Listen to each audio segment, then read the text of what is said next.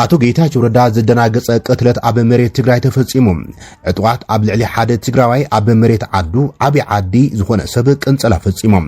እቲ ቅትለትን ንጹህ ትግራዋይ ንአቶ ጌታቸው ረዳ ሓዊሱም ንብዙሓት ተጋሩ አደናጊጹን ኣሕዚኑነሎም ሕዚ ዘላ ትግራይ መዕንደር ስልያን ዕጥዋትን ሻዕብያን ካልኦት ኢትዮጵያን ዕጥቃትን ከም ዝኾነት ዝገልጹ እቶም ወገናት ዝተደለየ ወይ ድማ አብ ሕብረተሰብ ጽልዋ ኣለዎ ኢትዮባሂል ዝእመን ሰብ ድማ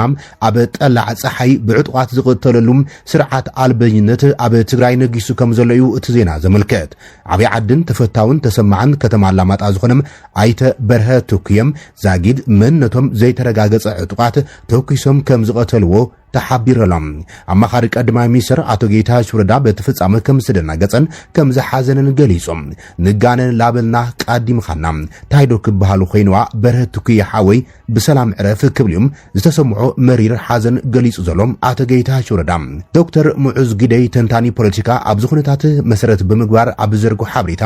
ዕላማ ጽምዶ ዝተወረረ ግዛኣትን ዝተመዛበለ ህዝብን ምምላስ ዘይኮነስ ኣብ ዝበጽሐካዮ ክፋል ትግራይ ህይወት ህዝብናን ንፋኖን ሻዕብያን መስዋዕት ምግባር ምዃኖም ግፍዓዊ ቅትለት በርሀ ተኩየ ካብ ብዙሓት መርኣያታት ሓደ ይብል ኣብ ዝሓዝካዮ ግዛኣት ዘሎ እናቀተልካ ኣብ ዝሓዝካዮ ዘሎን ዘይኣትወን ድማ ህይወት ክተውሕሶ ኣይትኽልን ክሳብ ትሕዞም ዝውረ ባዶን ርካሽን ፕሮፓጋንዳም ጊላነት ኢልዎም ህይወት ካብ ሓደጋ ክትወድቕ ብምግባር ዓድኻ ሓዲግካ ክትኸይድ ይገብሩኻ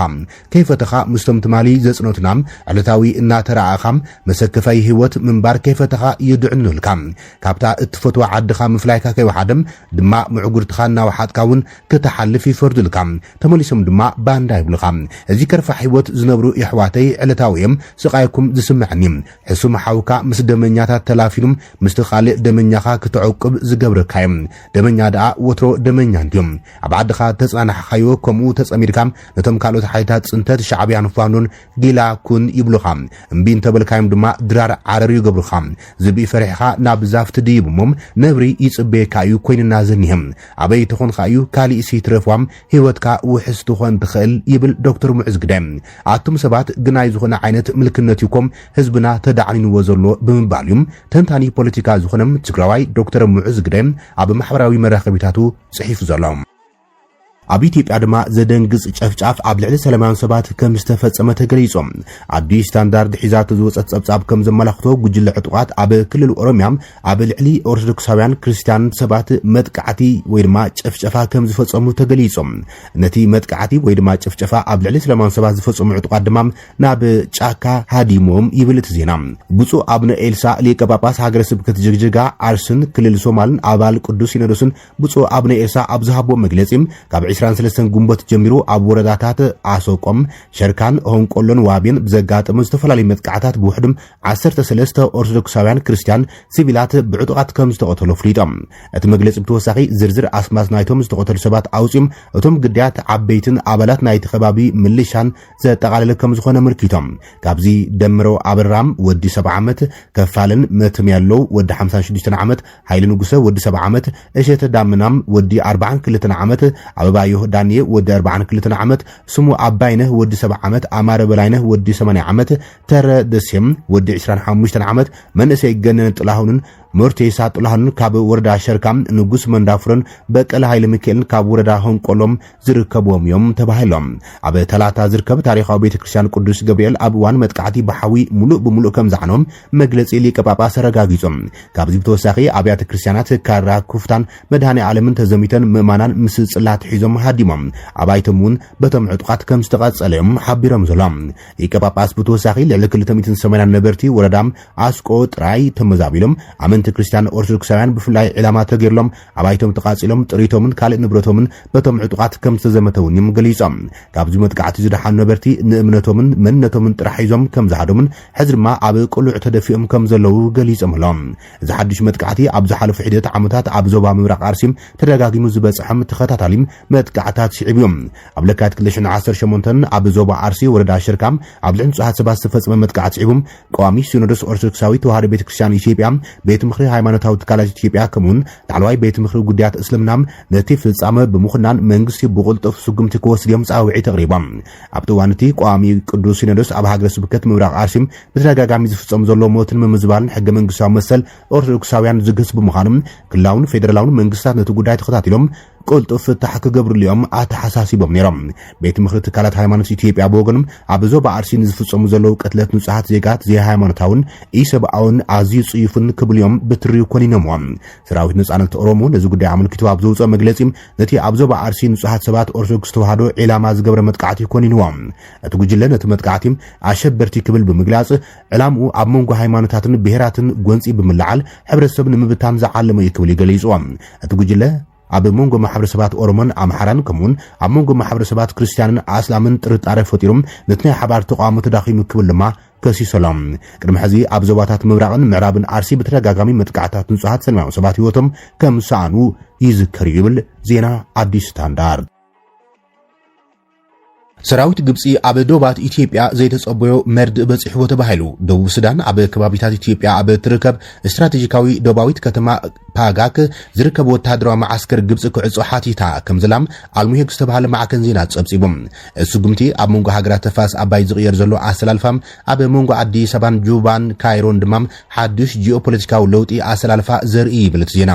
እቲ መደብር ብፍላይ ምስንጸት ዓብይ ግድብ ሕዳሴ ኢትዮጵያ ኣብ ኢትዮጵያ ተታሓይዙ ኣብ ስልጠና ቴክኒካዊ ሓገዝን ምክታልን ወሓዝረዋ ኣባይን ዝምልከት ሰራዊት ግብጺ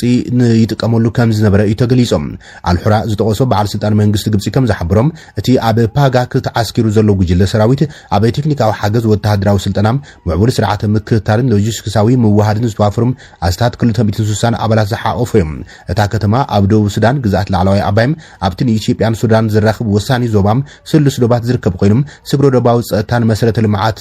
ተፋሰስ ኣባይ ብቐረባን ምክታል ስትራቴጂካዊ ኣገዳስነት ከም ዘለዎ እዩ ዝግለጽ አልሙሃጂግ ዝተቆሶ ዓዘብቲ ኣብ መንጎ ላዕለዎት ታሕተውትን ሃገራት ሩባ ኣባይን ኣብ ምብራቕ ኣፍሪቃ ዝቕየር ዘሎ ጸጥታዊ መልክዕን ኣብ ግምት ብምእታም ንውሳነ ጁባ ከም ኣካል ናይ ተሰፊሕ ዳግመ ሚዛን ዞባ ውህደት ገይሮሞ ይርእወሎም ምክትል ሚኒስትር ጉዳያት ወጻኢ ግብጺ ነበር ኣምባሳደር ፈውዚ ኣሸማዊ ከም ዘሎም እቲ መሳለጥያ ልሙድ ወተሃደራዊ ማዓስከር ዘይኮነስ ኣብ ጥቓ ምዕራባዊ ደቡብ ኢትዮጵያን ካንሸሎ ግድብ ሕዳስን ስትራቴጂካዊ ንቕሓት ግብጽን ምሕላው ዝተቐመጠም ማእኸል ስርሒታት ነይሩ ኢሎም እቲ መሳለጥያ ዋላኳ እንተተዓጾም ዞባዊ መርገጽ ግብጺ ሱዳን ምብራቕ ኣፍሪቃን ቀይሕ ባሕሪ ዝሽፍን ዝተዋሃደ ስርዓት ኣዕኑድ ኣህጉራዊ ድሕነት ከሕይል ምዃኖም ወሲኹ ገሊጾም ይሁን እምበር እቲ ውሳነ ኣብ ስትራቴጂካዊ ድሌት ወይ ድማ ስሌት ደቡብ ሱዳን ስርዓይ ምትኻብ 4 ፍሉያት ምቅያራት ዘንጸባርቕ ምዃኑ ኣልሙሄግ ጸብጺቡ ንሳቶም ድማ ኣብ መወዳእታ 2024 ንማዕቀፍ ስምምዕ ምትሕባር ተፋስ ኣባይ ምጽራቓ ብስንኪ ኣብ ሱዳን ዘሎ ዘይምርግጋዕ ኣብ ኢትዮጵያ ቢሎም ኣብ ኣማራጭ ሰደድን ሎጂስቲክስን መስመራት ንዳዲም እናዓበይ ዝኸይድ ዘሎ ጸጋዕተይነት ኣብ ዞባዊ ግጭታት ውክልና ኩናት ንምዃን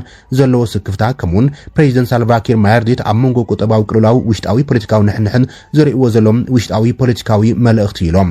ኣብ ወርሒ ለካቲት 2018 ደቡብ ሱዳን ግብጽን ሱዳንን ሃገራት ተፋሰስ ናይል ኣብ ስምምዕነት ማዕቀፍ ምትሕባር CFM ክጽምበራ ብወግዒ ሓቲተን ነይረን እየን ስምምዕነት ምትሕባር ሃገራት ተፋሰስ ኣባይ ኣብ መንጎ ሃገራት ተፋሰስ ኣባይ ምዕሩይን ዘላቕና ኣጠቓቕማ ማይሩዋ ኣባይ ንምርግጋጽ ዝዳለወ ነይሮም ሃገራዊ ባይቶ ደቡብ ሱዳን ነቲ ናይ ምትሕባር ማዕቀፍ ብሓደ ሐምለ 2016 ድሕሪ ሓያሎ ምምኽኻር ከም ዝጽድቆ ዝፍለጥ እዮም ህወሓት ንፋኖን ዘለውሉ ሸውዓተ ጉጅለ ዕጡቃት ኢትዮጵያ ዘጠቃለለ ሓበራዊ ካውንስል ወይ ድማ ኪዳን ተጣይሾም አንጻር ስርዓት ብልጽግና ኢትዮጵያ ዝዋግኡ ዝተባሃሉ ዕጡቃት በዝሖም ሸውዓተ ኮይኖም 29 ማይዛ 2018 ዓመተ ምህረት እቲ ካውንስል ከም ዘጣይሽዎ እቲ ዜና አመልኪቶሎም እቲ ካውንስል ኣብ ውሽጣዊ ኢትዮጵያ ምዃኑ ዝሓበረም እቲ ዜና ምናልባት ኣብ ትግራይ ከተማ መቐለ ክኸውን ከም ዝኽእል ግምቶም ኣቐሚጦም ምንጭታት እቲ ወፈሮም ብመሰረት ዝሓለፈ ተጸብጻብ ምስረታት ካውንስል እቲ ካውንስል ኣብ ትሕቲ ሓንቲ ሃገር ኢትዮጵያ ሓደ ጸላኢ ስርዓት ብልጽግና ዝብል ቴማ ዝተኻይደም እቲ ሓበራዊ ናይ ጉጅለ ዕጡቃት ኣኺባም ሓበራዊ ወተሃደራዊ ስጉምታት ከምኡን ድሕረ ምድምሳ ስርዓት ኣብ ኣሕመድ ኣብ ኢትዮጵያ ክትከል ዘለዎ ስርዓት ዝብሎም ዝርርብ ከም ዝገበረሎም እዩ ሰሚዕና ዘለና እቲ ናይ ኢትዮጵያውያን ጉጅለ ዕጡቅ ዝሓዘ ካውንስል ብጽምዶ ዝገንሖም ዘሎ ሻዕብያ የለሉን እኳ እንተባሃለም እንተኾነ ግን ኣብ ትሕቲ ናቱ ፍቓድን ላዕለዋይ ኮማንድነትን ናይ ምዃን ተኽእሎ ዘለዎን ዝፈልጠን ዝቆጻጽርን ምዃኖም እቶም ንትግራይ ሆራይዘን ተወሳኺ ሓበሬታ ዘካፍሉ ፍልፍል ገሊጾምና ኣሎም እዚ ሓበራዊ ካውንስል ጉጅለ ዕጡቃት ሓበራዊ ጸላኢ ዝብልዎ ብልጽግና ንምድምሳስን ኣብ መጻኢ ዕድል ኢትዮጵያ ብሓባር ንምውሳንን እዮም ተመሓሒሎም ዘለዉ ተባሂሉ ዘሎም ኣብቲ ካውንስል ኣባላት ካብ ዝኾኑ ጉጅለ ዕጡቃት ብፍላይ ህወሓት ፋኖ ሰራዊት ነጻነት ኦሮሞ ኦብነግ ሶማል ጉግማ ዓፋር ኣብ ትሕቲቲ ብሻዕብያ ዝተሃንደሰ ጽምዶ ዝተጠርነፉ ምዃኖም ዝፍለጥ እዮም መራሒ ኦብነግ ኣብ ቀረባ እዋናት ናብ ኣስመራ ተጓዒዞም ብሰበ ስልጣናት ስርዓት ግደፍ ተራኺቡ ዝብሉ ዜናታት እውን ወጽኦም ምንባሮም ይዝከር እዮም እቲ ካውንስል ዕውትነቱ ክሳብ ክንደይ ዝፍለጥ ነገር ዋላ ኣይሃሎም እቲ ዲሞክራሲያዊ ምርጫ ኣካይደ ኢሉ ዝዓወጀ መንግስቲ ኢትዮጵያ ግን እቶም ፀረ ኢትዮጵያ ዝብሎም ሓይልታት ካብ ናይ ደገ ጸላእቲም ልኡኽ ተቐቢሎም ዝገብርዎ ምንቅስቃስ ከም ዘይሰምርዮም ቀዳማይ ሚኒስትር አብይ አሕመድ ድሕሪ ትማሊ ዝሃቦ ድምጺ ንሚድያታት ተዛሪቡ እዚ ከም ዝሉን ኮሎ ድማ ጉጅለ ዕጡቕ ፋኖም ኣብ ቀረባ ንኹለንተናዊ ዓወታት ተዳልው ክብል ኣውጀሎም መራሒ ጉጅለ ዕጡቕ ፋኖ ዘመነ ካሴ ኣብ ዝሃቦ መግለጺ ዝገብርዎ ዘለው ቃልሲ ኣብ ወሳኒ ምዕራፍ ተቃሪቡ ከም ዘሎ ብምግላጽ ኣብ ቀረባ እዋናት ሓዲኡ ከፍልጥ እዩ ብምባል ኣውጅ ዘሎም ንህዝቢ መሓራን ኩሎም ኢትዮጵያውያን ኢሉ ኣብ ዝሃቦ መግለጺ እቲ ኣብ ሞትን ጨፍጫፍን ዜጋታት ዝነብር ህዝቢ ዝጸልእ ስርዓት ንምውጋድ ኩልኩም ተለዓሉም እቲ ዘሎም ዕድል ወይ ሓቢርካ ምጽናትዩም ወይ ድማ ሓቢርካ ምጥፋእ ነቲ ስርዓት ብምባልዩም ሓብራው ቃልሲ ፀዊዕ ዘሎ ዘመነ ካስዮም ኣብ እዋን መረጻ እቲ ጉጅለ ዕጡቕ ኣብ መላእ ከባቢታት ትክልል ዕጽዋ መንገድታት ዝኣወጀ ኮይኖም ሓያሎ ውግእ ኣብ ዝተፈላለዩ ከባቢታት ትክልል እውን ተጸብጺቦም እዮም እዚ ከምዚ ኢሉን ኮሎ ድማ ሰራዊት ነጻነት ኦሮሞ ኣብ መዓልቲ መረጻ ኢትዮጵያ ውጽኢታዊ ዝበሎም ስጉምታት ኣብ ልዕሊ መንግስቲ ከም ዝወሰደ ይገሊጾም ካብ ናብን ጅቡቲ ኢትዮጵያ ዘተኣሳስር መንገዲ ዓጺዎ ከም ዝዓለ ሓቢሮም ኣብ ዝተፈላለዩ ዞባታት እቲ ክልል ወተሃደራዊ ኦፕሬሽናት ዕውታት ከም ዝነበሩን ይገሊጹ ዘሎ ሰራዊት ነጻነት ኦሮሞም ብመገዲ ኤክስ ኣብ ዘርግሖ መግለጺ ቤት ምኽሪ ሰላምን ለውጥን ትግራይ ጥንኩር መጠንቀቕታ ውጽም ካብ ቤት ምኽሪ ሰላምን ለውጥን ትግራይ ኣብ ዝተዘርግሐ እዋናዊ መግለጺ ህዝቢ ትግራይ ንመላክ ጉጅለ ፍርዲ ዝህበሉን ሓብራዊ ሰላም ዘንግሰሉን እዋን ሕዚ ይክብል ኣፍሪጦሎም ንፍትሒ ንማዓርነት ንምስፋን ዘላቂ ዕብየትን ዲሞክራሲን ዘመናት ዘይሕከኽ ታሪኽን ክቡር መስዋዕትነትን ዝኸፈለ ጅግና ህዝቢ ትግራይ ሰዓን ብቑዕን ስትራቴጂካዊ መሪሕነት ሰዓን ብመትከላዊ መስርሕ እናተወራረሰ ዝቕጽል ጽኑዕ ዲሞክራሲያዊ ስርዓት ምትካል ለሙን እንጀራ በሊዑ ከይጸገበም ጽሩይ ማይ ሰትዩ ከይረወየም ብጉጅለ ኣዊ ስስዕን ውልቃዊ ረብሓን ዝዓወሩም መራሕቲ ተመሊሱም ናብ ዘይቋርጽ ኩናትን ዕንወትን ተሸሚሙ ይዝርከብ ኢሎም ህዝብና ዋላኳ ዝወረዶ መዓትን ጽንተትን ብስንኮለት ተሓስባ መራሕትን በዓለም ዘፍረይዎ ፖለቲካዊ መጸለመትን ዝመጸ ምዃኑ ኣጸቢቑን ተፈለጠ ይብል ቤት ምኽሪ ሰላምን ለውጥን ትግራይ ሎምስ ካብ ታሪኻዊ ጌጋታቶም ክመሃሪኦም ብዝብል ርህሩህ ከርሲም ወላድ ተስፋ ሒዞም ደቀዮም ኢሉ ሓቂፉ እንትዕንቀፉ ደጊፉ በዓሉን ደቁን ንመስዋዕተ ሰሊፎም ካብ ዝነበረ ጨለለቃ ጥፍኣት ወጽዮም ህዝቢ ትግራይ ከም ሓደ ፖለቲካዊ ማሕበረሰብ ክቅጽል ኣኽእል ይብልት መግለጺ ይኹን እምበር እቲ ስልጣን ብዘይካይ ዝብል ድሑርን መላኽን ጉጅለ ንልሂቃት ትግራይን ኩለን ፖለቲካዊ ውድባት ትግራይን ኣተሓባቢሩ ንኹሉ ዝሓቅፍ ድልድል መንግስትነትን ስርዓትን ዘይምትካል ንኹለን ፖለቲካዊ ሓይልታት ብምግላል ቀዲሙ ብዝፈጠሮ ናይ ዓፈናን ስለያን መሓውር ተጠቂሙ ክልተ ጊዜያዊ ምሕዳራት ብምፍራስ ታሪኻዊ ገበን ፈጺሙ ይለሎም ነዚ ታሪኻዊ ነውሪ እዚ ብሓይሊ ንምፍጻም ድማ ኣብ ስርቂ ሃብቲ ህዝቢ ምምንዛዕን ዘይሕጋዊ ዝውውር ደቂ ሰባት ዝተዘፈቁ ገበነኛት ኣዘዝ ሰራዊት ኮርን ልዕሉ ኮርን ዝብል ናይ መደናግር ስያመ ብምሃብ አንድ ሕቆ ግብረ ጥፋቱ ገይርዎም ይርከብ ይለሎም እዚ ጉጅለ እዚ ሎሙን ንህዝቢ ትግራይ ናብ ዳግማይ ህልቂት ንምምላስ ምስ ሻዕብያን ፋኖን ተጻሚዶም ነጋሪት ኩናት ኣብ ሙግሳሚ ዝርከብ ይለሎም ቤት ምኽሪ ሰላምን ለውጥን ትግራይ ኣብ ዘርግሕ መግለጺ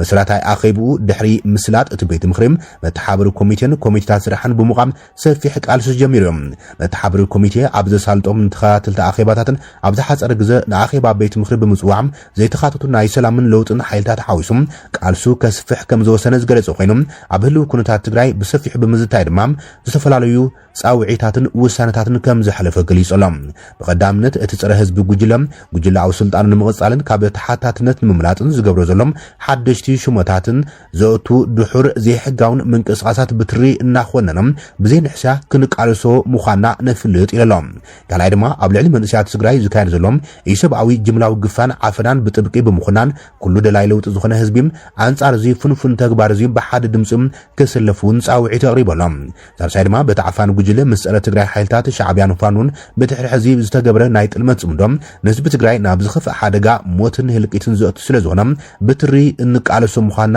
ንገልጽ ዝበለ እቲ መግለጺ ህዝብናውን ካብዚ ጽምዶ እዚ በዓሉን ደቁን ንምድሓን ኣብ ጎንና ክስለፍ ንጽውዕ ኢሎም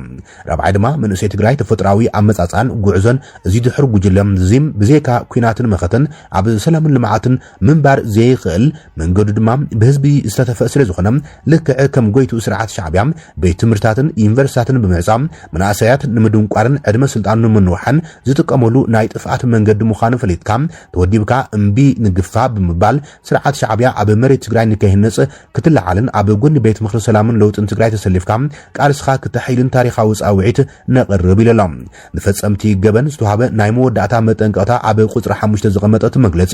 ብዝተፈላለዩ ምስምሳትን ዘይፍጸም ናይ ሓሶት ተስፋታትን እናምባሃቕኩም ምዚ ናይ ጥፍኣት ጉጅለ ተሰሊፍኩም መንእሰያት ትግራይ ብሓይሊ ንዘይኣምንሉ ዕላማ ናብ ኩናት ንምጥጣቕ ኣብ ግፋን ዓፈናን እትሳተፉ ዘለኹም ኣካላት ወተሃደራዊ ኹንጸታ ብሞትን መቕዘፍትን ኣሕዋትኩም ካብ እትሕንገጥዎ ናይ ሕልና ቁጽሪ ብተወሳኺ እዚ ተግባር እዚ ብገበን ዝሕትት ምዃኑ ክትርዱን ኣብ ቅድሚ ሕጊ ዶ ቢልና ከም እንፋረደኩም ፈሊጥኩም ካብ ተግባርኩም ክትቆጠቡ ነተሓሳስብ ኢሎም ኣብ መወዳእታ ድማ ኩልኹም ደለይቲ ለውጥን ሰላምን ተጋሩም ዓለም ለኸ ተሓለቕ ሰብኣዊ መሰላትን ትካላትን ኣብዚ ጉዳይ እዚ ድምጽኹም ክትጋውሑ ሞትን ስቃይን መንእሰያት ትግራይ ንምትራፍ ኣብ እንገብሮ ህዝባዊ ቃልሲ ብሙሉእ ዓቕምኹም ኣብ ጎና ክትስለፉ ጻውዒትና ነቕርብ ዘላለማዊ ዝኽሪ ንሰማዕታትና ሰላምን ፍትሕን ንህዝብና ክብል እዮም ጥንኩር ዝተባሃለ መግለጺ ዘርጊሑ ዘሎም ኣብ ቀረባ ብበዓል ጀነራል ጻድቃን ገብረስላሴን ኣቶ ጌታቸው ረዳን ከምኡን ካልኦት ሓይልታት ፖለቲካ ትግራይን ዝተሳተፍሉ ኣብ ከተማ አዲስ አበባ ዝተጣይሸም ቤት ምክሪ ሰላምን ለውጥን ትግራይ ኣብ ዘርግሖ ሓዱሽ መግለጺ ውድብ ሳልሳይ ወያነ ትግራይ ኣብ ትግራይ ዝካየድ ዘሎ ናይ ግድ ምልመላ ሰራዊትን ግፋን ብምኹናን ህፁፅ ጻውዒት ኣቕሪቡ ውድብ ሳልሳይ ወያነ ትግራይ ኣብ መላእ ትግራይ ብስልታዊ ዘይሕጋዊ መንገዲ ዝቕጽል ዘሎ ኣስገዳድ ምልመላ ሰራዊት ብትርከም ዝኾኑና የፍሊጡ እዚ ተግባር እዚ መሰረታዊ መሰላት ህዝቢ ዝግህዝ ከቢድ ገበን ምዃኑ ዝገለጸት ውድብ እዚ ፍጻመ እዚ ተነጺሉ ዝረአ ዘይኮነስ ንንጹሃን መናእሰይ ዕላማ ብምግባር ብዘይ ምንም ሕጋዊ ይኹን ስነ ምግባራዊ ምኽንያት ካብ ስድራ ቤቶምን መጻኢዮምን ዝምንዝዕ ኮነ ተባሂሉ ዝካየድ ዘሎ እናገደደ ዝኸደ ወፍሪ ክብል ገሊጹ እዚ ቅልውላውዚ ዘስዕቦ ዘሎ ሰዓብን ኣዝዩ ከቢድን ሰፊሕን ምዃኑ ዝሓበረ መግለጺ ሳልሳይ ወያነ ትግራይ ኣብ መላእ ህዝቢ ፍርሕን ስጋኣትን ከም ዝነገሰን መናእሰይ ደቂ ተባዕትዮን ደቂ ኣንስትዮን ብዘይ ሕጋዊ መንገዲ ከይእሰሩን ብሓይሊ ከይምልመሉን ኣብ ትሕቲ ቀጻሊ ስጋኣት ከም ዝርከቡ ገሊጹ በዚ ምኽንያት ድማ ስድራ ቤታት ይበታትና ከም ዘለዋን ስደት መናእሰይ ትግራይ ብዘሰንብድ መንገዲ ይውስኽ ከም ዘለዎን ብምግላጽ እዚ ኩነታት እዚ ነታ ኣዝዩ ኣገዳሲ ዝኾነ ሰብኣዊ ሓይሊ ትግራይ የዳኽሞ ከም ዘሎን ንስድራ ቤታት እውን ኣብ ዓሚቕ ጭንቀትን ተስፋ ምቑራጽን ከም ዝደረኸና መልኪቱ እዚ ሕጂ ዝረአ ዘሎ መዓት ብኣጋጣሚ ዝመጸ ዘይኮነስ ሓላፍነቱ ብግህዶ ዝሓደገ ናይ ተፈሽሉ ዘሎ መሪሕነት ህወሓት ቀጥታዊ ውጽኢት ይክብል እዩ ሳልሳይ ወያነ ትግራይ ከሲሱ እዚ መሪሕነት እዚ ንትግራይ ናብ ሰላምን ሕውየትን ድሕንነትን ዘምርሕ መንገዲ ካብ ምምራጽ ንመናእሰይ ናብ ስደት ንማሕበረሰብ ድማ ናብ ምፍራስ የቃልዖ ከም ዘሎ እዩ ውድብ ሳልሳይ ወያነ ትግራይ ከሲሱ ዘሎ በዚ መሰረት ሳልሳይ ወያነ ትግራይ ንህዝቢ ትግራይ ኣብ ልዕሊ ዝፍጸም ዘሎ ዘይፍትሓዊ ተግባር ዝገብሮ ዘሎ መኸተ ከዕምቆን ከስፍሖን ጻውዒት ኣቕሪቡሉ ብተወሳኺ ኩሎም ዞባውያን ኣህጉራውያንን ዓለም ለኻውያንን ትካላት ሰብኣዊ መሰላት ሓላፍነቶም ብምውጻእ ብህፁፅ ኣብ ትግራይ ኢዶም ከእትዉ ጸዊዑ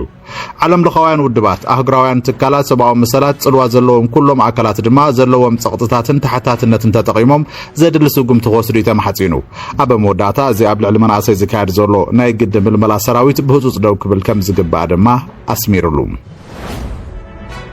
بحوحات داغماي ستاشه قدم وغ زنبر بايتو تግራይ لعلوت شموتات اصديقو نايتا اماري لاسفا دما مكتل بريزيدنت غيرو شيمو بهزباوያን حرነት تግራይ حوحات كان بحدش روحو نخجمر استغبره قدم وغ زنبر كللاو بايتو تግራይ نايتا اماري لاسفا مكتل بريزيدنتن حلافي بيرو فتحن غيرو مشام حاويسو تخاتلتي لعلوت شموتات اصديقولو ازوم شموتات صدقو بهراو كلاو منغس تግራይ تبايلو صواع بايتو ابا زكايرو شادشاي زمن رابعي هزو صاخيبايو ات بايتو سرح زجمره نايز حلف سرعه خيبا قالو غبا بمصداق كوينو سيعبو دما بودباو قرصي كللاو بيروتات زقرب امامه بمولو دمص صديقولو دحرزي اتبايتو ببريزيدنتتي كم بحدش تاشه بايتو كوينو ابا قربا وان استمرت ابونبر ودب حوحات دكتور دبرتين قبر مكاد زقربو نحصيات متوتات مرميرولو اتوم شمتات مكتل بريزيدنت حلفت بيروتات بريزيدنتن مكتل بريزيدنتن لعلواي بيت فردي ام حضرت زوباتات وانا اوديترن مكتل وانا اوديترن كمون تكال مرخبت حفاش تግራይ وانا فصام دايركتور زحقو فيهم ابالات اتبايتو ابتا اخبا زقربو حصيات كلهم بملء دمص صديقوم الله كابتوم استوهابو شمتات مكتل ابونبر حوحات زخونه ايتا اماري لاسفا مكتل بريزيدنتن حلافي بيرو فتحن كوين تشيمولو اذن مزنت مقيار زمصه ماكلا كوميتي حوحات نحدثهم من زوسد حصوص اخبا زازيمو ابلعل العلوت بسلطان تودب سغمتي سن سرعات كم زوسد دحر مغلاصو دحر حدا معلت صنيحيو اتودب ابا موداتات اخبا ابا زوصو مغلصي مستزغاطم سنه حساباو دخمتات اتودب زغاطم و تاريخاو بدهوتاتن بمتسسار ابا ልዕሊ መራርሑ ኩሉ መዳያዊ ገምጋም ከም ዘካየደ ገሊጹ በቲ ዝወፀ መግለፂ መሰረት ክልተ ንጡፋት ኣባላት ፈጻሚ ኮሚቴ ካብ መዝነቶም ተላዒሎም ብሓደሽቲ ኣባላት ተተኪኦም ኣለዉ እቲ ውድብ ንክልተ ኣባላት ፈጻሚ ኮሚቴን ንሓደ ተወሳኺ ኣባል ማእከላዊ ኮሚቴን ጽኑዕ መጠንቀቕታ ዝሃበ ኮይኑ ኣብ ካልኦት ማሕበራት ኣመራርሓ ዝተራእዩ ድኽመታት ንምእራም እውን ቃል ኣትዩ ኣሎ ሕወሓት ከም ዝገለጾ እቲ ገምጋም ውሽጣዊ ዲሞክራሲ ንምጥንኻርን ንድሕሪት ዝሰሓቡ ፖለቲካዊ ኣሰራርሓታት ንምጥፋእን ዝዓለመ እዩ ወሲኹ እውን ኣብቲ ኣኼባ ዝተረኸበ ውሽጣዊ ስምምዕ ትውድብ ኣብ ዋና ዋና ቀዳምነት ከተኩር ከም ዘኽእሉ ሓቢሩ ኣሎ እዚኣቶም ድማ ድሕነት ህላዊ ህዝቢ ትግራይ ምርግጋጽ ተመዛበልቲ ናብ መረበቶም ምምላስ ከምኡውን ትግራይ ናተያ እትብሎም ወረርቲ ሓይልታት ሒዞሞም ዘለዉ ቦታታት ንኻብቲ ቦታ ንኽወፁ ምግባር ከም ዝዓለመ ገሊጹ ኣሎ እዞም ናይ መወዳእታ ሽሞታት ዝመፁ ዘለዉ ናይ ትግራይ ግዜያዊ ምምሕዳር ስልጣን ዘበኑ ምብቅዑን ኣብ መጻኢ ፖለቲካዊ መጻኢቲ ክልል ዘይምስምዕ ማዕሲዒቡ ኣብ መንጎ ፖለቲካዊ ኣመራርሓ ትግራይ ምክፍፋላት እናገደደ ዝኸደሉ ዘለዋን እዩ እቲ ከም ብሓዱሽ ዝተጣየሸ ባይቶ መበገስ ስልጣኑ ቅድሚ ሕዳር 2020 እኳ ኣጽራ ኣውሮፓውያን ውጊ ቅድሚ ምጅማሩ ካብ ዝነበረ ክልላዊ መንግስቲ ዝወረሶ ምዃኑ ይገልጽ ነዚ ባይቶ ዳግማይ ንምትንሳእ ዝተገብረ ምንቅስቓስ ብፖለቲካዊ ተናሕናሕትን ነቐፍትን ተነጽጉ እዩ ንሳቶም ዝስጉምቲ ኣብ ትሕቲ ስምምዕ ፕሪቶርያ ሕጋዊ ተቐባልነት የብሉን ብምባል ይከራኸሩ ነቲ ስጉምቲ ዝድግፉ ሕወሓት ሓዊሱ ግን እቲ ባይቶ ብሰንኪ ውግእ ስርሑ ዝተሰናኸለ እንኮ ዝተመረጸ ክልላዊ ትካል ምዃኑ ብምግላጽ ኣብቲ ክልል ሕገ መንግስታዊ ስርዓት ንምምላስ ግደ ክህልዎ ከም ዝግባእ ይማጎቱ ኣለዉ